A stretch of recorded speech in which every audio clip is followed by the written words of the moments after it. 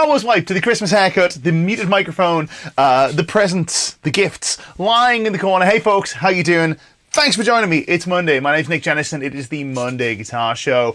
We're here doing the thing we do on Mondays, which is we hang out and we chat about the guitar with the objective of making you, that is you, dear viewer, a slightly better guitar player when you leave than you were when you arrive. That's kind of the mission statement, and I gotta be honest, I'm impressed with how well we're doing with this. It seems to be working. So a lot of you folks are reporting some really great progress, great breakthroughs on these streams. That warms my heart, right? It's great to be doing this for another, I guess, another festive period. We are here all the way throughout the year. We're going to be doing every Monday because of the position they fall in the calendar week. The calendar week is, after all, made up, as is the calendar year, but even still. Sorry, I was chasing a cough there. Felt like it was just kind of catching up with me. It was dry and it was waiting to ambush me. Yeah, the calendar year is made up, the week is made up, but even still, our festive dates fall on days that allow us to stream both Mondays over the holiday period, which is nice. So I'm going to be here with you guys next Monday and the Monday after, and every Monday here forward until NAMM, when we're going to have to dash and go and do NAMM-y things. But that's another story for another day. Speaking of NAMM, want to take a second and shout out today's sponsor. Today's lesson is brought to you by our friends at Ciari Guitars. Now, you'll be familiar with this guitar. This is the Ciari Ascender. I have popped it out of this gig bag today. Let me show you. This with some EVH picks, because this guitar came with me to Guitar Summit. This is the gig bag this guitar comes in, right? Which should tell you everything you need to know about this fabulous little guitar. If you're not familiar, it folds in half. It's great, right? But it doesn't just fold in half as like a gimmick. It's a cool guitar, right? Otherwise, I would have said, no, I'm not playing that, because there's been lots of opportunities for dreadful guitar-shaped objects to be the sponsor of a stream like one of these, and I've knocked them all back unless they've been something genuinely good like this guy, which is actually killer. If you want to know more about Ciari guitars, you can check out the reviews on the Guitar Interactive YouTube channel. You can also check out the link down below. Go to ciariguitars.com where you'll go and find all the information you need on this model. This is the Ascender. Other Ascender models are available with P90s, 2 or 1 P90. You can get them, I think, if I remember rightly, you can get them with Seymour Duncans like this one, other types of pickups too. I definitely played at least one Fluence model. Makes me happy. So anyway, listen, enough waffle. Our objective today is to talk about fretboard knowledge, which we've been talking about for the last 3 streams. We have this one and one more stream on that subject. Excuse me, I'm going to cough again. Beg your pardon. But yeah, we're talking about fretboard knowledge. Specifically, we're talking about where the rubber meets the road on this stream.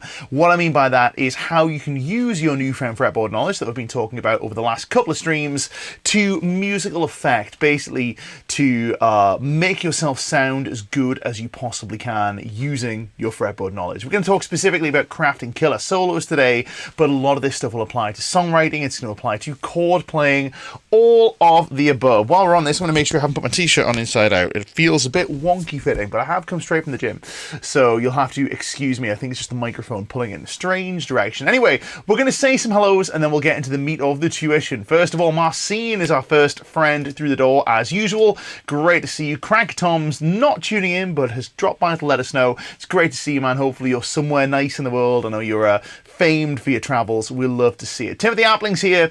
Merry Christmas to you too, my man. What music related items are in your stocking this year? I have 2 very cool music related items coming that I'll tell you about. I'll tell you about one of them on the next stream. I'll show you it on the next stream because it's arriving tomorrow. It was a guitar that I bought for myself for my 40th birthday, and it's taken until now to arrive, and it's super, super cool. No brand relationships with these guys, just a fun guitar that I really like. I'll show you that on the next stream because it's not here yet. And another one I can't tell you about yet, but it's coming along. It is really, really exciting, by a brand that I love and I work with. It's not Victory, it's not PRS, it's not Maybach, it's not Ciari. So no clues. It's not Daddario either. Anyway, Larry Warren is in the house. It is great to see you. Merry Christmas. Gonna miss the live stream, but watch the replay. Hopefully we'll see you guys. We'll see you next week. Fingers crossed, Larry. Great to see you. Thanks for dropping in. Timothy Appling has added a Boss SD1W, the Wazacraft version, and CE2W, all-time classics. Really, really cool. Now, this is the bit I'm jealous of, right? Recently got the KHE ACS 8x4 amp and cabinet switcher. Man, that is something that I need in my life. Look at all these amps that I have sitting around, right? And only one of them is plugged in right now. It's the Super Kraken. I have to do by hand, like some kind of Philistine. I think I need a little bit of that. Daryl Queen is in the house. Great to see you. One Bad Haircut is tuning in. Oh, I'm sorry to hear that, man. You know, you need a better barber. Jada Barter is in the house. Hello, Nick. Wish you all the best. Also to all the Guitar Maniacs here. You too, man. Helmet Strap is tuning in. Helmet Strap is also saying, rewatched last week's stream, and I think I'm starting to see the light. Intervals are named relative to a given root note. So G in the A minor scale is the flat 7, but G is also the flat 3rd relative to the E note. You are correct. You are absolutely correct. So we can refer to our intervals as either their discrete position in the scale. So G can be the flat 7th of A minor, or G can be the, it can be its own interval. It can be relative to other intervals. So it can be the 5th of C, for example. But we tend to think about it as related to a root note, whatever that root note happens to be. And for most situations, it's the root note of the chord that we're playing over or the key that we're playing in, if that makes sense. So yeah, I'm glad you're starting to get that, man. I'm glad they're starting to crystallize in your mind. Rick Elliott says, we wish you a Merry Christmas and a rockin' New Year from the Central Coast of California. How's about shred edition of some Christmas classics? Well, we have got a cool Christmas classic coming your way. Keep your eyes peeled in your Lick Library inbox. You'll grab that sometime soon, I think. Helmet Strap is Daryl Queen is saying pretty much, yeah, I think the simplest way to think about intervals is like a relationship between two notes. Yeah, makes perfect sense. Got some great advice in the comments. I'm going to encourage everyone to go read these comments by Daryl Queen because they are on the money. Block 18 is here. Lovely to see you. Response Audio is in the house. Ergo Hog is tuning in. Sacred Godslayer is here. Bernard Newton's here. Who else do we have? Raphael or Raphael? Haven't got to the bottom of this one yet, but it's great to see you. Shout out to Stu Shields as well. Stuart in the back end. He's not in the back end tonight. He's got the night off because I'm flying this ship solo as I always do. But Stu does a lot of our promo stuff. My friend Rob is tuning in. It's great to see you, man. Give us a schwang on that little beauty. Well, the schwang is coming, man. Like, full schwang will be in full effect. Cool guitar though, man, right? I like this a lot. Mike Seedoff is tuning in. Great to see you. Mark Manicius here has been under the weather for a while, hasn't been motivated to play much. I need a spark, and I think I've come to the right place. Fingers crossed. Hoping for you. Chris Davis is here. Mal Riley is here. We've got the whole team on board. Let's get on with the meat of the session, which is how you, yes, that is you, can take your newfound fretboard knowledge and turn it into killer sounding solos. We're going to begin with some of the more basic applications of this stuff, which is the necessity for different scale positions, different places to play stuff. And we're going to get into this with the pentatonic scale, because this is one of the questions that folks will come at me fairly regular. Is like, what's the point of knowing one scale in a bunch of different positions? Like, what's the point? Because it's the same notes, right? Well, you get access to a couple more. So there is an argument. You could argue that the minor pentatonic, let's say, for example, we're going to do A minor pentatonic, like our intro example. Let's just go to a clean sound. We'll go to some hands cameras over here. Let's say, for example, we had this A minor pentatonic scale here, which is our first position pentatonic scale from this A root, and also this minor pentatonic scale here, which is the octave up. You could make a very compelling argument to me that these minor pentatonic scales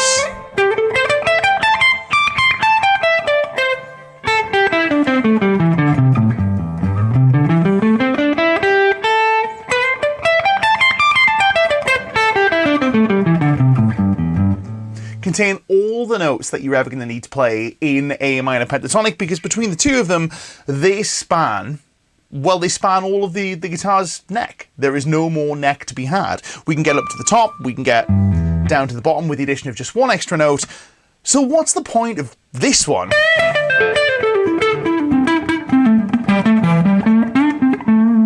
Or this one?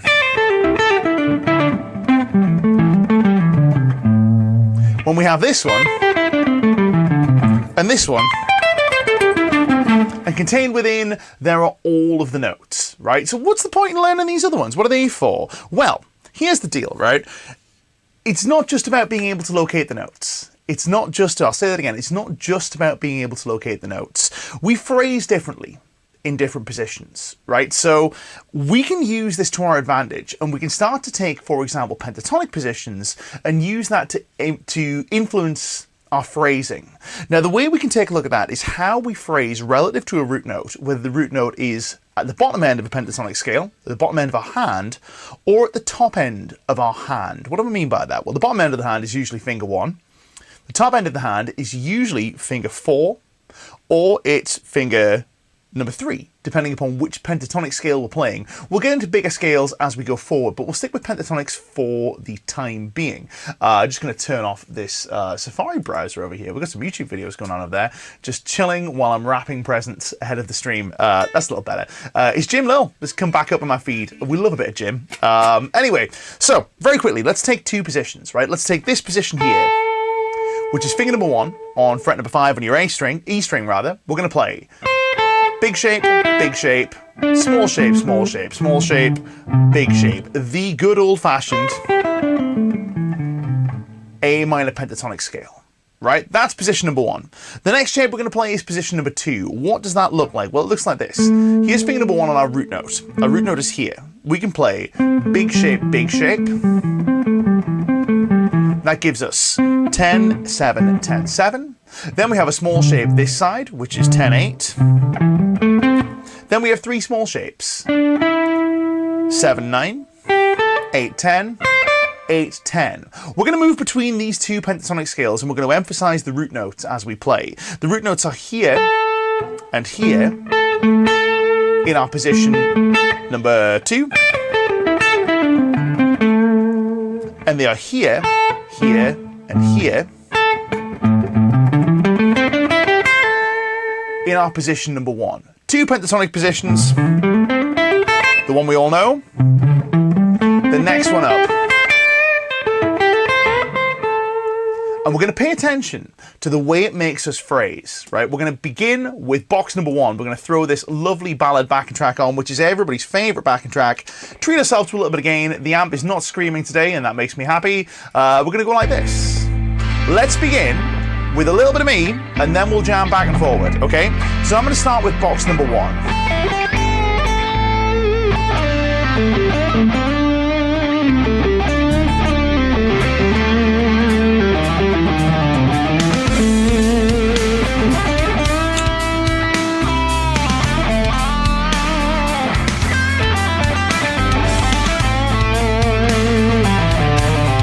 Little exit at the bottom there.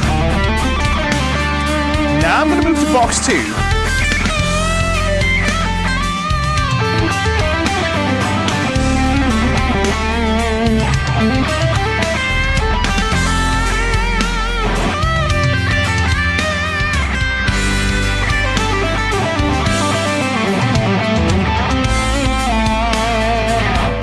Now I want to ask you to take a turn. So you're going to begin in box number 1. And then you're going to move to box number 2. Let's start you off in box 1, and we're going to play together. So I'll take the first little pass. I'm going to go like this. Here's box 1.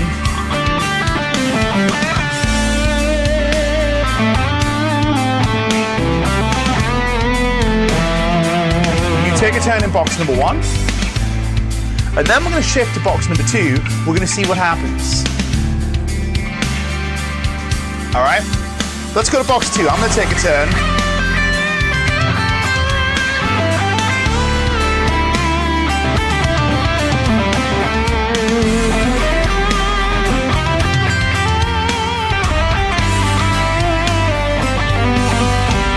Take a turn. Paying attention here to the way you're phrasing. That's the important bit, right? What is the phrasing doing? This is the big deal. It's not just about the notes we're playing, it's about the phrasing. Now, I want to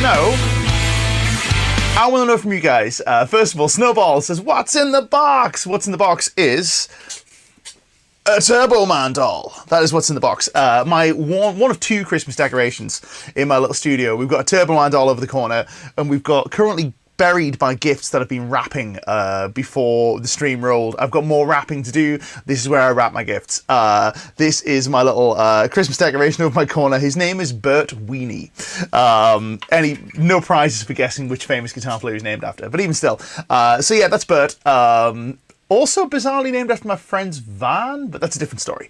So anyway, what I want to know from you guys, right? Not what's in the box. What I want to know from you guys is what is Did you notice a difference between your phrases? Did you notice a difference in your phrasing going from one box to another? My knees hurt says I'm late. What key is the box? A minor. Yes, we're playing A minor. A minor for this example. Did you notice a difference in your phrasing? I certainly noticed a difference in my phrasing. And this is benefit number one to understanding the guitar's fretboard, is even if you're playing the same pool of notes, just playing them in a different place and putting those notes in a different order in your hand makes you phrase differently. There are a reason why we think about the B.B. King box and the Albert King box and all these kind of big. John Mayer's done a really great like live demonstration of this stuff where he says, okay, you play in this box and now you're Albert King. You play in this box, now you're B.B. King, etc. So on and so forth. You play in this box, you're Eric Clapton. It's not as simple as that, obviously. There's more to it than that. But could I have played some of those phrases that I played in box 2 when I was playing them in box 1? Yeah, I'm sure I could. So we could maybe take something like this.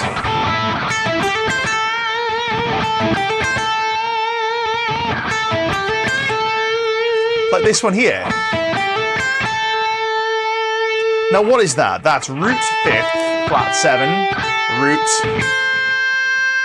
flat 3rd, root. Could I play it here? What was it?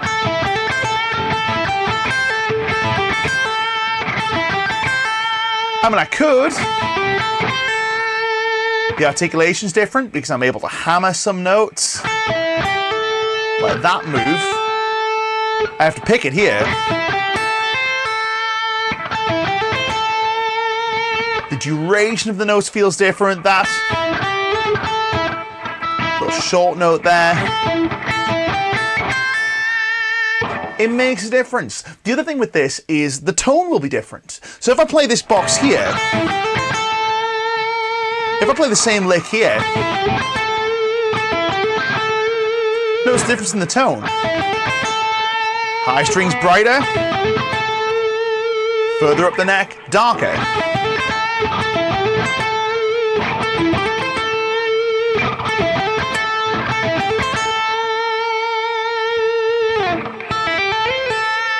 So on and so forth. Getting a bit silly now, but you get the gist. This is benefit number one to having your fretboard knowledge down tap, is it gives you the capacity to access parts of the guitar's neck that will make you phrase differently. It's going to affect the tone if you play the same thing in different positions.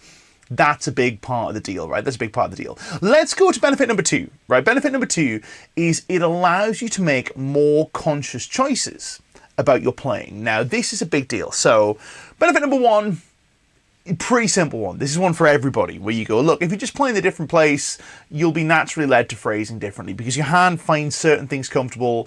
It'll play that and it'll go, yeah, cool, I like that. And then you'll play other things and you'll go, I like it less. That's not so comfy. And you'll instinctively reach for patterns that feel good, right? Nice, easy, piece of cake. Now, in terms of making more conscious choices and better conscious choices, right? Better choices. This is where your fretboard knowledge really comes in clutch, because we know and we can understand that if we have a grasp of music theory, that certain notes are going to make certain sounds against certain chords, right? We know that, for example, in our A minor context, the A is going to sound really comfy, it's going to sound really rested and really at home, very solid, very firm. Notes like the F, which is the flat 6, that's going to sound a bit more dangerous, but it depends what chord we're playing over. If we get to an F chord, might sound quite cool. We also know, for example, the D note can sound quite perilous, let's not say, but it sounds like it wants to go somewhere. Let me demonstrate. I'm going to go against a drone, because it's our friend Daryl Queen's advice. Very cool idea, right? So, against my drone, I really need to set this up so the clean sound doesn't have a slapback on by default. I don't know why, but I like the slapback too much.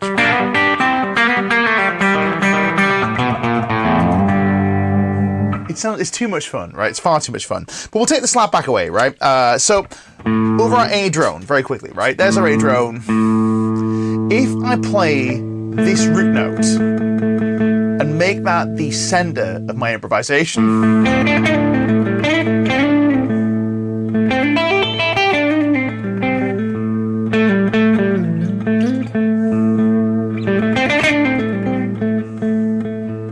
everything everything feels really settled, right? It feels like I'm venturing away and coming immediately back home. If I make this fourth the center of my improvisation,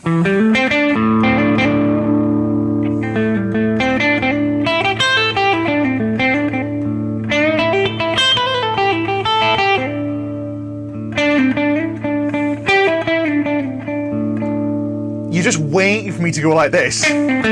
Ugh, thank heavens. Right, it's back. Good. What if we make this F? Yuck. Disgusting.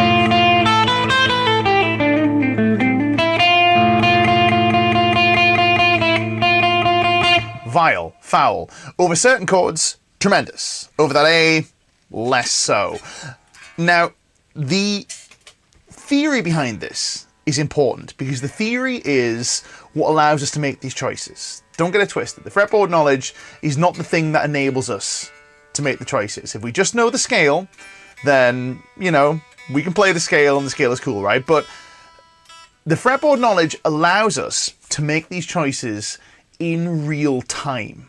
And that's the important bit, right? The important bit is, it's one thing to know how to make these choices and to plan them, but being able to access them in real time is really where the magic is, right? This is what separates, in my opinion, really accomplished guitar players from guitar players who are just very skilled at moving their fingers on the instrument. I will name no names, but there are two very great guitar players, like serious, like very, like, what's the word? And they're doing the rounds now. Great players, like monstrous. Play stuff that I could only dream of playing. But I saw them in an improvisation context. They weren't able to make these choices in real time. They didn't speak the language. Everything had to be planned. And that, to me, is a recipe for dissatisfaction. I don't know. Depends how much you value improvisation. But for me, I value it quite a lot. Now, we're not going to name any names and point any fingers here, but it's something that I've seen. And I've seen from very respected players. You don't want that. You want to be able to speak the language. You want to be able to converse fluently in real time in a musical setting. I'm not going to name names. Snowball says name names. That is terrible, right? That is absolutely terrible, right? We're not having that. Is that James? Hey, there you go. Magic. We're just talking about this before. I'll name names in private, right? I will name names in private. I promise. So anyway, right? I don't know how it took me that long to realize that's you, man. Anyway, it's great to have you. So, dissonance aside, right, and making these choices aside, let's do some of this, right? Let's do some of this. I'm not going to hint, right? You're not going to get this out of me. You're not going to get this out of me, right? It's not going to happen. It's very unprofessional, so I'm not going to do that. But we're going to do this in real time, okay? So here's our mission, right? We're going to be playing and we're going to be making some choices, and I want to see if you can make these choices with me, right? We're going to vote in the comment section which degrees of our scale we're going to be focusing our attention on. I'm going to be beginning by focusing my attention on the 9, but we'll do this collaboratively, right? The 9, aka the 2. Where do we find our 9s? We're in the key of A minor, so what do we got? We've got a 9 here. Oh, turn the guitar back on. There's a 9. Or a 2. I'm being fancy and calling it the 9. We'll call it the 2. There's an A. There's a 2. There we also have a 2. There's an A. There's a 2. There's an A, there's its 2, there's an A, there's its 2, there's an A, there's its 2. How do I know these? Because I know where my A's are. We talked about that in one of our streams. I know where to find my intervals. I know that a 9 is always going to be, or a 2, is always going to be 2 frets up on the same string, or 3 frets back on the next string. That make sense? So I'm going to begin by focusing my attention on some 9s. We'll see how it sounds. Remember, 9 and 2 means the same thing. But I want to know from you guys which one we're doing next. So we're going to be voting as we go. And we'll go through a few of these just to show you what they all do. Let's commence with some focus on some 9s. We'll see how it sounds.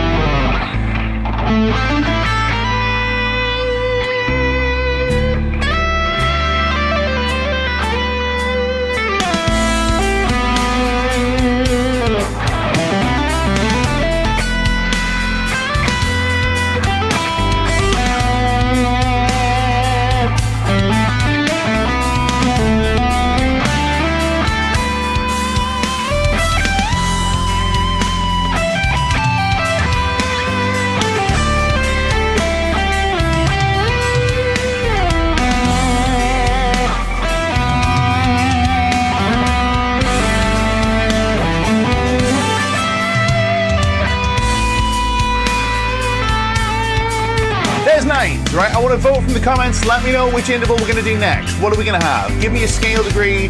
It can be any scale degree from our Aeolian scale, alright? It just wants to resolve down. It's making my brain itch. It is. You're absolutely right. You're absolutely right. But I'm able to make that choice because I know where it is. I know where it is in the fretboard. So I can go like this.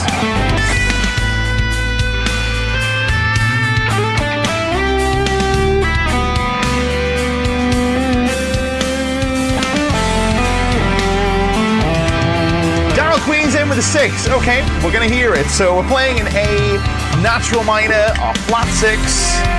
That's gonna be F. Let's make it happen.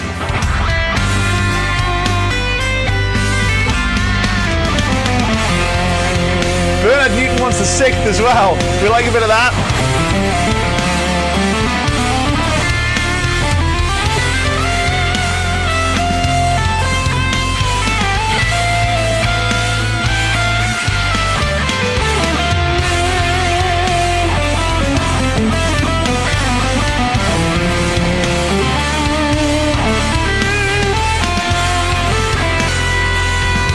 We're getting there. Ergohog says the tension of the 4th. Right, let's hit the 4th.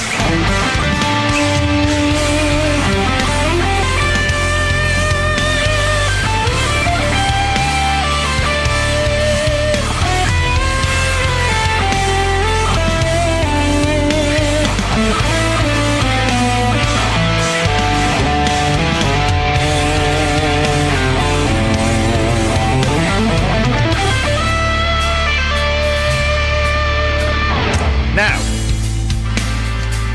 here's the thing. Are all of those sounds the coolest sounds that we can play? James saying, diminished 7th. What diminished 7th? Like the crazy diminished 7th. The silliest diminished 7th with the biggest of stretches. Yeah, we can play that one too. Diminished 7th is cool, right? Bernard Newton says 4th bend to the 5th. Let's do a quick example of that very quickly. Why not?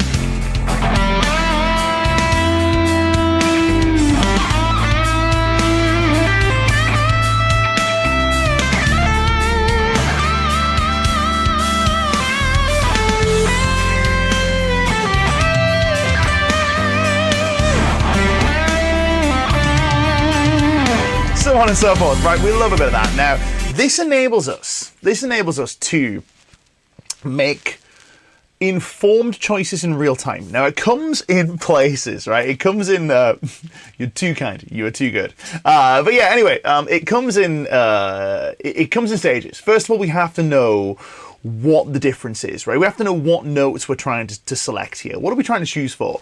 Are we wanting, as you guys have rightly pointed out, the tension of the 4th? Or do we want the 9 resolving down to the root? We need to know if that's a sound we want to make, but we also need to know if, like, how to find that stuff is what I'm trying to say. We need to know how to find that stuff in real time, because if we don't know, then how are we going to pull it out of a hat in an improvisation context, right? If you don't know where to immediately find this stuff, you're kind of stuck. You have to plan, right? And planning is not improvisation. It's not speaking with the guitar. And I guess it's also going to limit your ability to find cool new stuff too. We've got a question from James saying, how long stream for? We here until 9 o'clock GMT. So we stream for 1 whole hour. Yeah, but there's questions coming later, by the way. If you have questions, drop them down below. We'll answer as many of them as we can. Miguel is asking, any chance you can show the difference between the 5 of the scale versus the 5 of the chord? Now, that is a very, very good question, which is what goes on with the scale versus the chord. So let's do the 3 chords that are in our intro progression, if we want to say that. So the chords in question are going to be A minor, so our 5 will be 5th, 5 will be 5th, it's going to, of course, to be 5th. The 5 will be E, then we have this F with all the extensions, that's going to be a C in our root in that, it's our 5th in that case. And then over the D, it's a D minor, it's actually kind of a D sus, it's kind of an ambiguous D, I hear it as D minor. In this case, the 5th is going to be A. So let's see how that goes, right? So highlighting the 5th of each chord rather than the 5th of just our scale, because it can sound cool. Okay.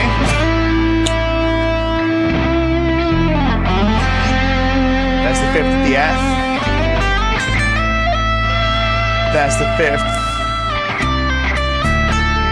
There's the 5th of the D.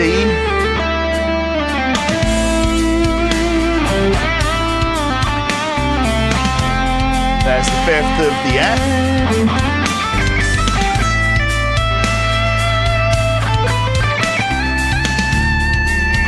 There's the 5th D. Now, here's the thing with this, right? I think we get a bit balkanized when we learn to play over changes. And we learn to play changes, for example, hitting, let's hit some non-diatonic changes here, right? Some non-diatonic changes might be this. This might be it's a classic fusion progression. It's parallel minor 7s, right? So in this case, A minor 7, C minor 7, D minor 7, F minor 7. Here I'll hit the 5ths on each of these chords. And what you'll notice is that the 5th sounds about the same over each one of these chords. It has about the same effect, hitting the 5th of the chord. But then when we go to our progression from before, it's not quite the same from a musical perspective. I'm probably better to show than to tell. So let me know if you can hear this track okay. Hope you can. Let's target some 5ths. So we're playing A minor. Here's targeting 5th over A minor. There's my 5th. Here it is over C. Here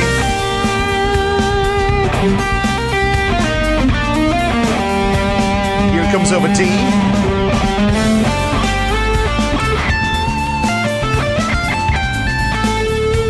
And over F.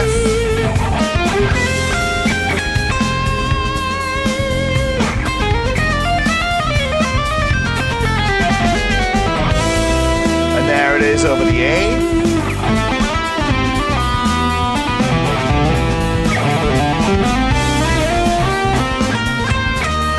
Got lost there, I was looking at the comments.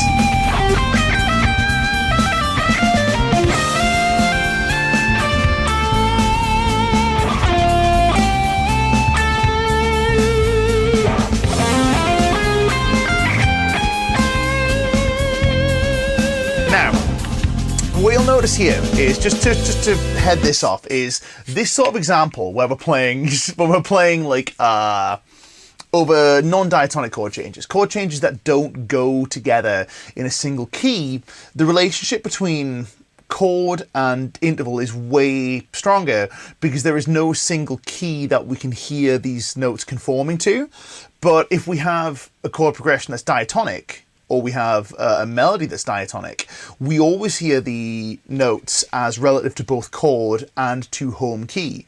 So the C, for example, over that F chord that we played in our previous example, we're getting a bit off on a tangent here, but I like a good tangent. So the C over that F chord, let me just find this ballad again. I like this one a lot. So here,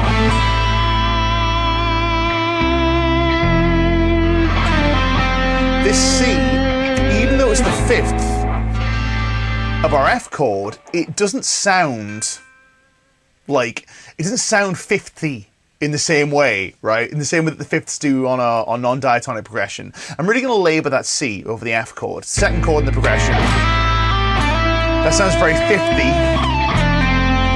That sounds kind of 3rd-y.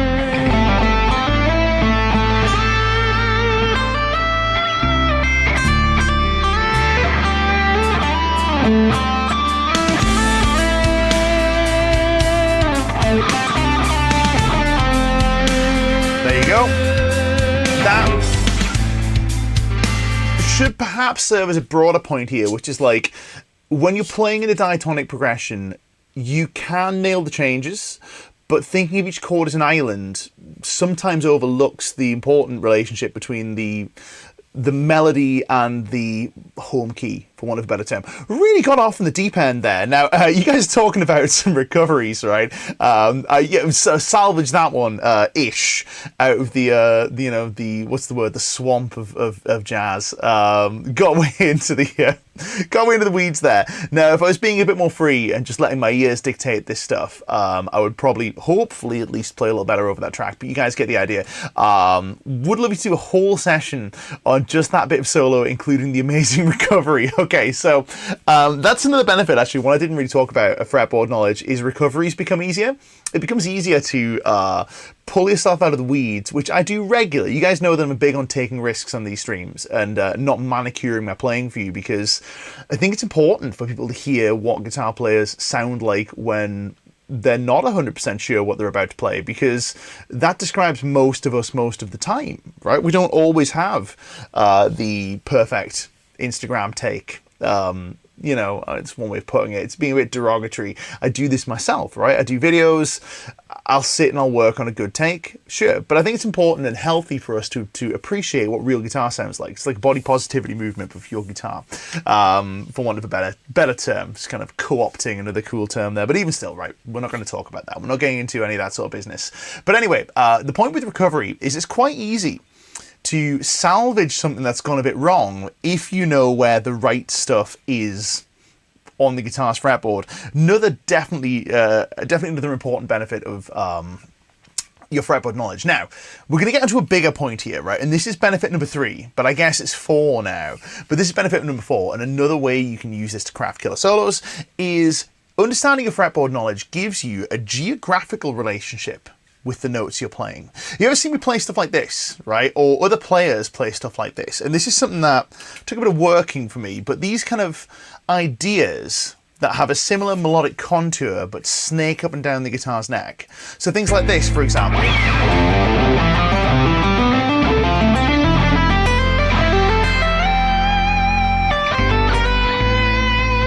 That ba ba ba ba ba ba ba ba ba ba ba ba.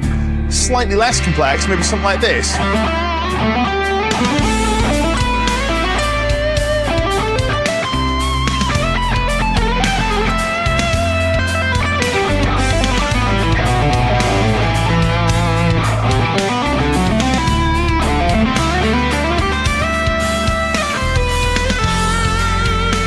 Now, what's going on here is an example of what we talked about. It's kind of a complex example, but an example we've talked about of something called sequencing, which is where we take a melodic contour, we take a melodic or rhythmic contour, and we apply it to a scale. We apply it to a musical concept. Now, this can be as simple as some of the easy 3-note per string sequences we've talked about. Like, let's say, for example, we took this good old-fashioned scale that we played 1,000 times. We're going to position it to be the A minor scale beginning on C, and it's going to look and sound like this. We have, let's go to a slightly less gained out sound. We have C as our beginning point, acknowledging that it's relative to A minor. So we have 2 stretchy shapes, 2 1-2-4s, and 2 1-3-4s. Now, we've talked about this idea of taking a sequence that we can mechanically span over this. So let's take a sequence that we've played a bunch of times. Let's say we take a very simple sequence, which is the inverse Yngwie Malmsteen, which is this. Sounds complex, but it's not. It goes like this: low, high, middle, low, middle, high. I'll say it again. Low, high, middle, low, middle, high. What do I mean by that? Well, it's the lowest note on a given string, the highest note on a given string, and then the middle note on a given string, and then the lowest, the middle, and the highest. Low, high, middle, low, middle, high. Well, that's a sequence that we can now play on any string that has 3 notes in it, right? So what do we got? Well, we've got this 3-note per string scale shape here. We've got 6 places where we could play these 3 notes. So we could play this.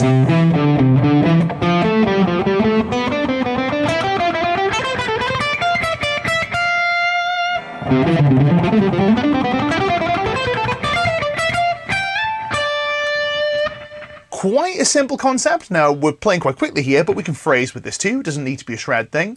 We can play anything that's worth playing fast. This should also be worth playing slow. Guthrie said that, so it must be true.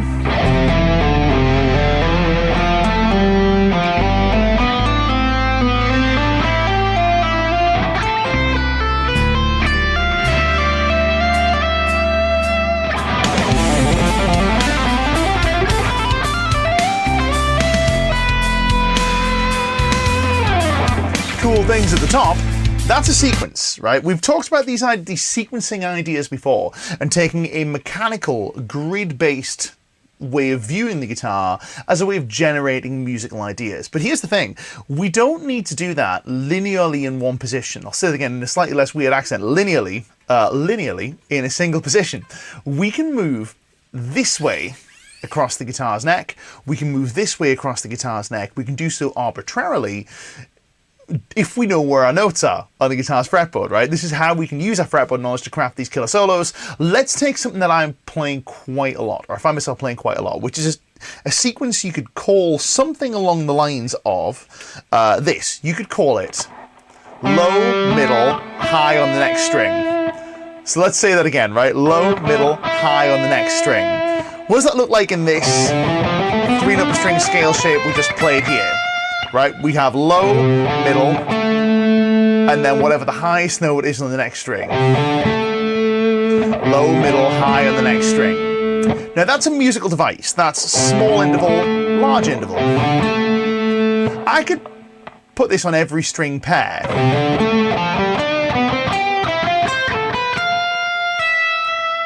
And get a very cool result, right? It sounds musical, it sounds interesting. Let's throw that onto our backing track.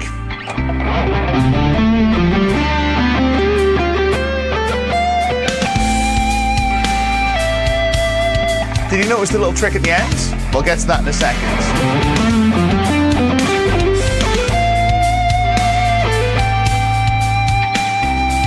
Now, what have we got going on here?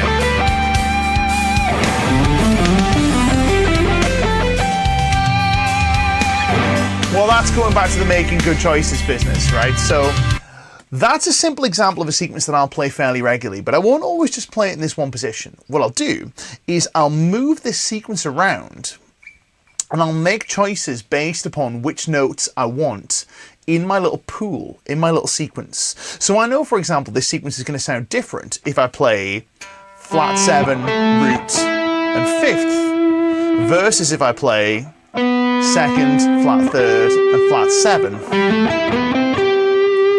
And I also know when I get to the top end of this scale, it's going to sound a little nicer if I reach up and get my G, rather than being slavish to the shape and say, oh, shape says F, so we're playing F. I know that G is going to sound a bit nicer because I'm not playing over the F chord.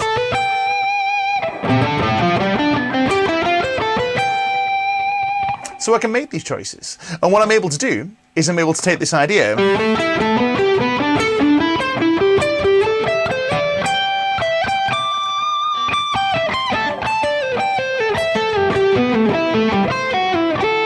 went a bit Dorian there.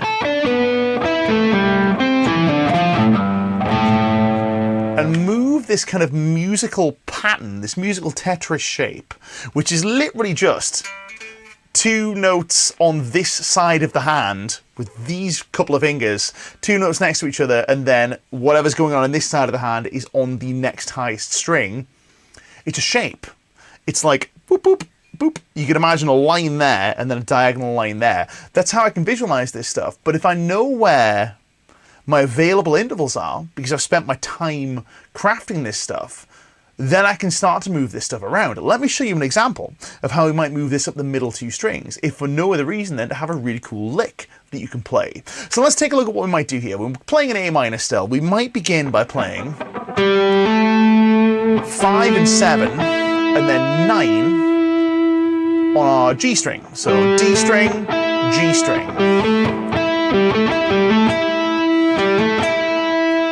Now, the next place we might play this might be the aforementioned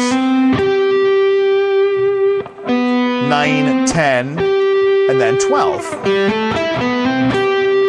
Now already that sounds cool, right? 5, 7, 9, 10, 9, 10, 12. 5, 7, 9, 9, 10, 12. That sounds really pretty, right? That's a nice thing to play. Let's put it on the track and see how it behaves. Now that sequence, that little musical device there is born of the shape. It is born of a mechanical construct of this feels nice and sounds nice, and then I selected appropriate notes to work with it, the ones that I think were going to sound cool, and that's where my theory comes in. You can see how this all goes together, right? So if I go like this,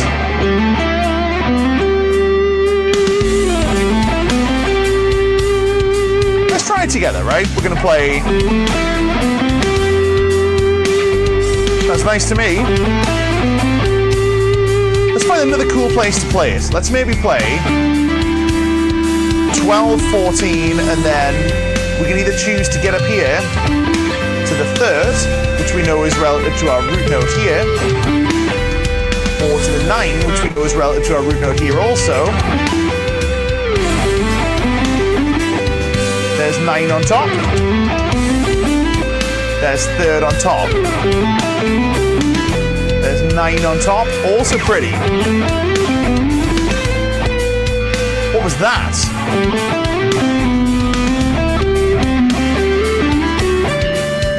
But what if we start sliding? That's fun.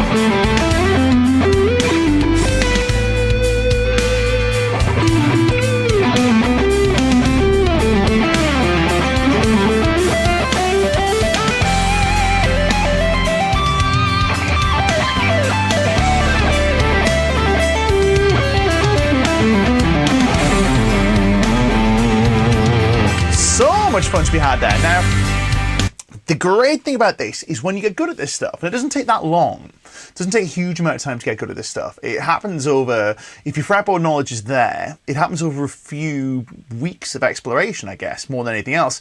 But it allows you to, this is the best bit, it's the best thing, right? And we'll take questions after this because we've got some time for questions. The best thing is it allows you to find something in your improvisation as you're playing it. If you find a little nugget of music that is cool, right? You play something, you go, that's cool. Say, for example, it was that. Say you were just jamming around and you found that little movement. Boo-doo-bee, boo-boo-bee. And you play and then you get this. Oh, that was fun.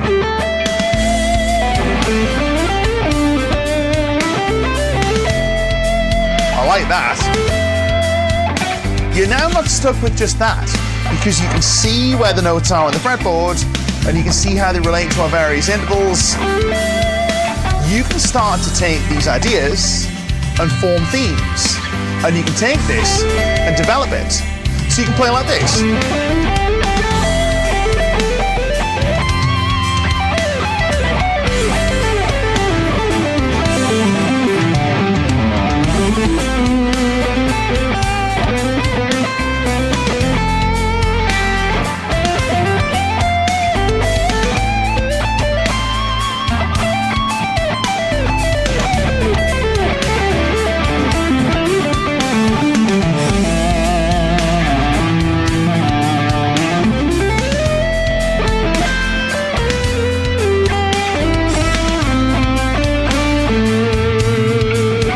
Take these themes, we can easily find something that's cool in our music, we can develop it, and this comes exclusively from fretboard knowledge, right? This is something that is not, yes, theory is important, but your fretboard knowledge is at the core of this. Now, this leads me to the important question that Mal Riley has raised, which is, what do you need to know for this stuff? Well, Mal Riley said, you need to know your cage shapes to move the same triad up and down the neck. Well, if your plan is to move the same triad up and down the neck, then yes. But for me, I feel like the cage shapes are actually cart before the horse. I feel like the cage shapes, you don't learn the cage shapes and then find the triad. I think you find the triad and they happen to live in the cage shapes, personally.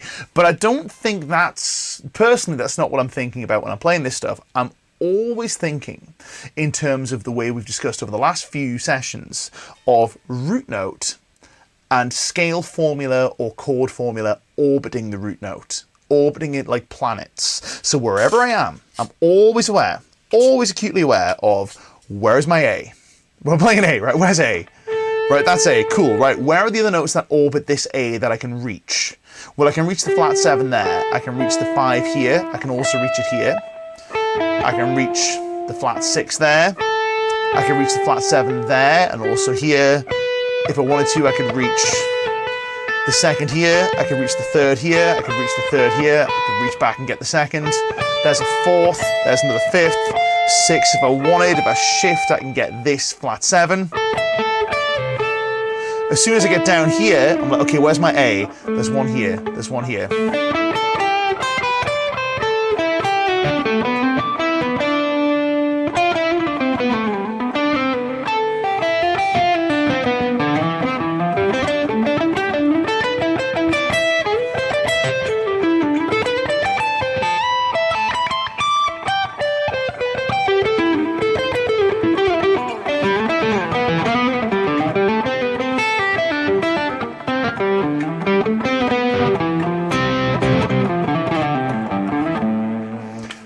Each one of those positions that I was playing in, each one of those, I was bouncing from one A to another. I may not have played it, but I always had my eye on the A. Like, right, where's the A? Because it lets me know how to populate the rest of the scale in real time. Also means I can react. If I need to change, if I'm playing over changes, I can just find a C next. Let's say the next chord is C, I can go, cool, right, find a C.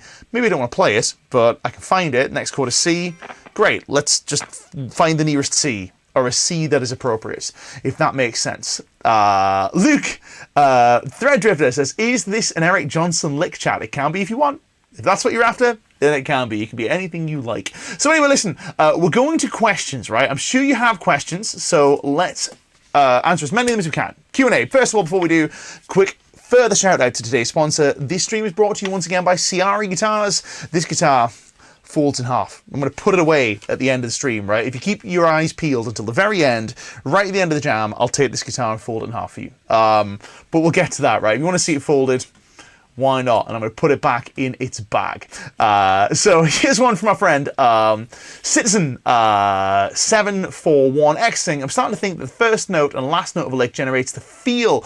Ah, now this is good. Like intensity, excitement, sadness, loneliness, happiness, etc. It's intervallic relationship of the between. Now you're getting somewhere with this, right? You're getting somewhere.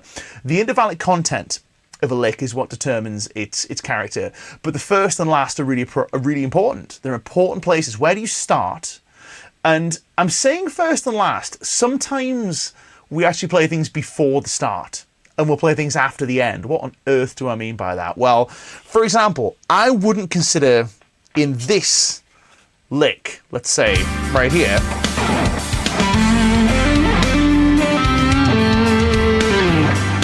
I wouldn't consider that G to be the first or the last note.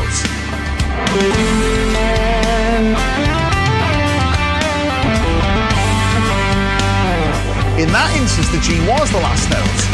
But this, whatever that was, is not the last note. Sometimes we can append some little pickup notes, a little fall-off notes at the end, but that's just to be pedantic. But you're absolutely right. The first and last notes are super important because they form almost like a skeleton. Almost like a little skeleton for what goes on in between. So if we have a lick that starts on the root and finishes on the root, it's always going to feel solid, no matter where we go from there. So for example, if I take root note here, and finish on root note here, and play chromatic stuff in between. I've got a question, here we go. How long have you been playing? I've been playing G's forever. 28 years. A terrifying amount of time. But yeah, let's take that example, right? So there's root note, there's root note. Let's just play chromatic stuff in between, right? But it's always going to sound solid because I'm going to start and finish on that root note. It forms the outline. So here we go. If I go...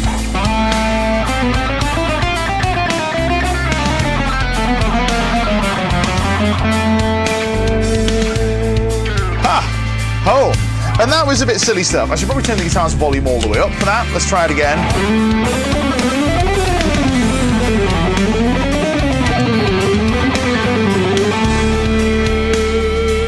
Now that's a bit of an absurd example with all these ridiculous chromatic passages, but you get the gist. Now, the other things that can determine a lick's flavour, it's a really great observation, right? Super good observation, is the other intervals and their proportions. Like how much do you land on the fourth if you're going to include the fourth? Do you just blitz through it, or do you make it a big part of the lick?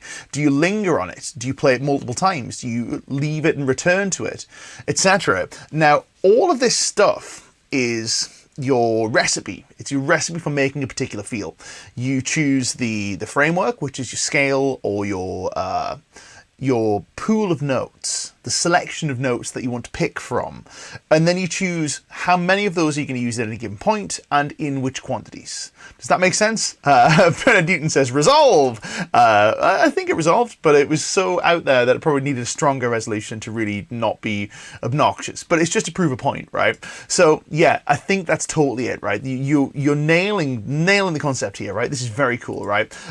Fourth note isn't a key tone, so just pass through it, I guess, unless... Well, that depends, right? So Rajesh has had some fabulous observations over these last couple of weeks, right? So you could make that argument, but here's the thing. That's the thing to do if your intention is to make things sound like they're resolved, right? If you want to make it sound like you're hitting the chord tones and having the sound that goes along with that, which is a sound of being resolved and being at rest, then yes, do that. But if you don't want that, if you want the sound of not being at rest, but without disrupting the overall, I guess the overall tonal center, the overall melodic center of what we're playing, then do land on the fourth. There's nothing wrong with it. You can land on the fourth if you want. You can do whatever you like. You can land on the flat fifth if you like. Play whatever makes you happy, right? But it all depends on our intention, and our intention is the important bit here, right? So if the intention is to play the chord tones or play the key tones, then sure, absolutely, right? So it might be something like this, right? Let's blaze through that fourth.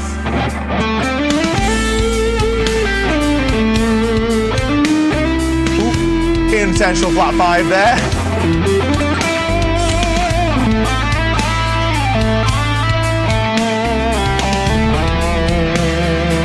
It was a close one, you're absolutely right. My finger got stuck. I don't know what happened there. Just decided not to move, but it happens. Now let's linger on the 4, right? Now that's cheating, because that's a chord tone on the G. Ooh, that's nice. Because it pays that off.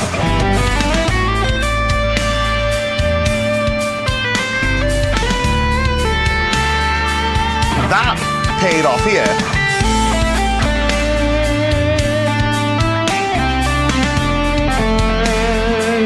So sometimes we want that, right? Sometimes we want to lean on those slightly more tense notes because they allow us, as Darryl Queen's rightly pointed out, to set up quality tension. That's the word I'm looking for. Quality tension to allow us to pay it off with resolution. So ultimately, these are things that these are the building blocks of making music. The building blocks are tension and resolution, or stability and instability, rhythmic interest, melodic interest, rhythmic contour, melodic contour, register, all of these important things that are not tied to the guitar. Your fretboard knowledge allows you to engage with all of these concepts. Folks, we've got one more stream on this topic. And it's a good one, right? It's a good one. So, hopefully you've enjoyed this week's stream. Once again, this stream is brought to you by Ciara Guitars. If you stick around till the very end of this next little jam, I'm going to fold this guitar in half. Not just because I've literally just come from the gym, where I was hanging out with James, who's been in the comments as Snowball. Snowball, I've just noticed. Yeah, there you go. Tremendous. Bernard Newton says that guitar looks almost 3/4 size. It is not. It's a full-size guitar, but it's very small. I am large. Just to show a standard guitar in proportion, here is a Telecaster. So there we go, a Telecaster Ciara guitar, without trying to do too much optical illusioning. There we go. They're about roughly similar sizes, give or take. There's not a huge amount in it, just so we can see. I mean, the Ciara's in front, so it's going to look bigger, but you get the gist. They're not a zillion miles apart. It's full scale. It just has a small headstock, and it allows us to fold it in half and fit it in an aircraft overhead bin. You can fit it under your car seat. If you're traveling home for the holidays, by the way, you want to take a guitar with you, this is a good choice. Probably a bit late to get one now, but you get the gist, right? So what I'm going to do is I'm going to fold this guitar in half because it has a folding mechanism. So I'm not just going to snap it with like strength or whatever. But I'm going to fold this stuff in half. But we have another stream next week. Don't forget, this stream brought brought to you by CRE Guitars. You want lessons, go to licklibrary.com over here. You want news, reviews, interviews, all of the good stuff, go to guitarinteractivemagazine.com, whichever platform you happen to be watching on. Give us a like, give us a subscribe. Don't forget we're here next week, where we'll be concluding our stream series with how do you actually practice this stuff? How do you actually put this into practice and not pull your hair out? Well, we'll talk about that next week. In the meantime, I'd like to wish you a very Merry Christmas. Thank you so much for joining us. We will see you guys in our next stream. Let's play. We'll see you next Monday. We do this every Monday, 8 p.m. UK time. Give us a subscribe so we can let you know when we're about to go live. You want to see this guitar fold in half? Stick around for the next minute. I'm going to play over this track, and then, you know what? I'll play over the fusion track, because the fusion track is fun. Screw it, why not? Yeah, cool. So chords, in case you want to keep track: A minor, C minor, D minor, F minor, all minor nines we're playing. So basically Dorian over each one. Parallel Dorians, and then I'll fold this guitar in bits. Cool, my name's Jennison. See you guys next week.